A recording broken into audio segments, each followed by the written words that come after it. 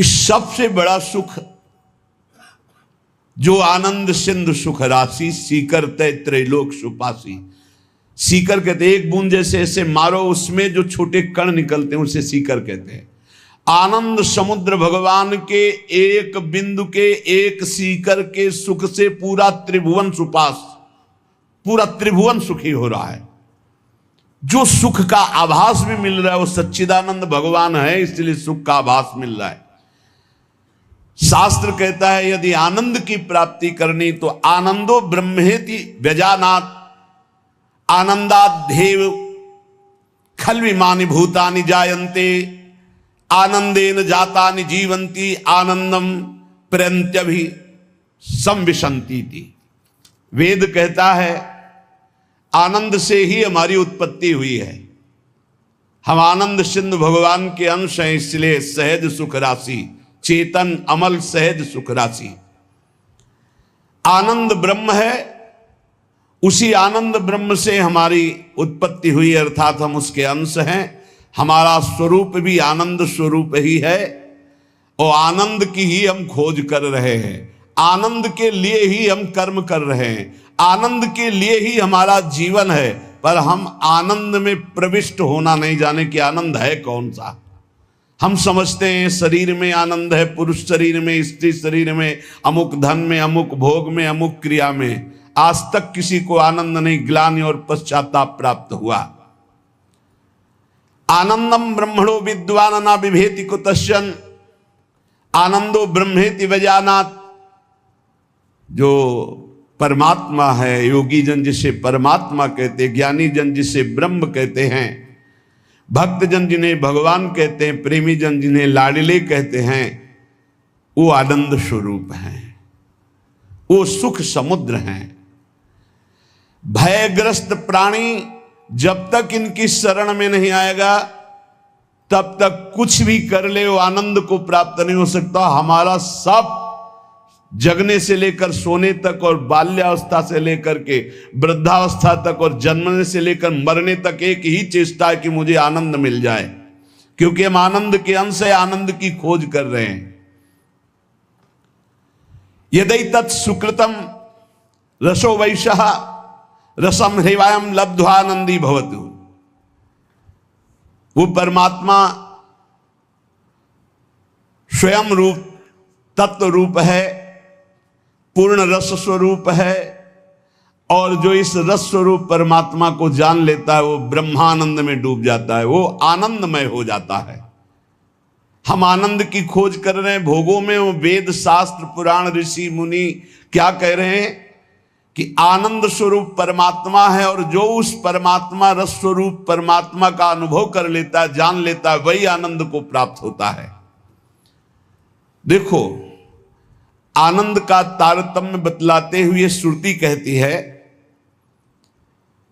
इस मृत्यु लोक में युवावस्था हो, जवान शरीर हो, श्रेष्ठ आचरण हो, वैदिक सिद्धांतों को जानने वाला हो, अपने इंद्रियों के शासन में कुशल हो, सफल कर्मण्यता हो, शरीर में कोई रोग न हो, बड़ा सुंदर हो, बलवान हो, खूब सुदृढ़ शरीर हो, धन संपत्ति हो, मनमानी भोगानंद प्राप्त करने के लिए सुंदर हर वस्तु उसके पास हो, सुंदर स्त्री, वैभव, हर सब कुछ। इसे कहते हैं एक मानुषानंद, मृत्यु लोक का। सुनते जाना, इसे कहते हैं मानुषानंद। और जब कोई उत्तम कर्म करता है, शुभ कर्म करता है, तो उत्तम कर्म करके वो गंधर्व योनि को प्राप्त होता है, उसको मनुष्य गंधर्व कहते हैं। इस मनुष्य गंधर्व को मानुषानंद से 100 गुना बढ़कर आनंद प्राप्त होता है। मानुषानंद समझा? वैदिक सिद्धांत को जानने वाला, युवावस्था, सुंदर शरीर, रोग रहित और अपार धन संपत्ति, सुंदरियां, सब सुख मृत्यु लोक का। कोई सुख ऐसा नहीं कि उसके पास ना हो, उसे कहते हैं मानुषानंद।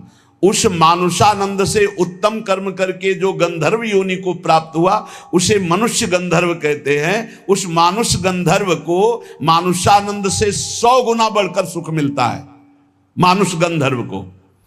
और उस मनुष्य गंधर्व के आनंद से 100 गुना बढ़कर के देव गंधर्व, जो देवता गंधर्व रूप में ये साधन करके गंधर्व बना, 100 गुना मानुषानंद से बढ़कर, और उस मनुष्य गंधर्व से देव गंधर्व को 100 गुना बढ़कर के ये देव जाति स्वयं प्रकट हुए गंधर्व योनि में। इस आनंद का 100 गुना आनंद बढ़ करके पितृलोक में जो वास करते हैं, पितरों को, उनसे 100 गुना आनंद जो स्मृति शास्त्रोक्त कर्मों का आचरण करके यज्ञ आदि करके उसके फलस्वरूप देवता बने, उन्हें अजानज देवता कहते हैं। पितरों से 100 गुना आनंद बढ़ करके अजानज देवता को प्राप्त होता है, और अजानज देवता से बढ़कर 100 गुना देवताओं को आनंद प्राप्त होता है, जो देव योनि में सीधे प्रकट हुए हैं। इनका 100 गुना आनंद बढ़ करके वसु को प्राप्त होता है। देवताओं से भी 100 गुना बढ़कर आनंद वसु को, वसु से भी 100 गुना आदित्यों को, नित्य देवता, इनसे आदित्यों से 100 गुना बढ़कर के आनंद इंद्र का। देखो कितना तारतम्य है आनंद का।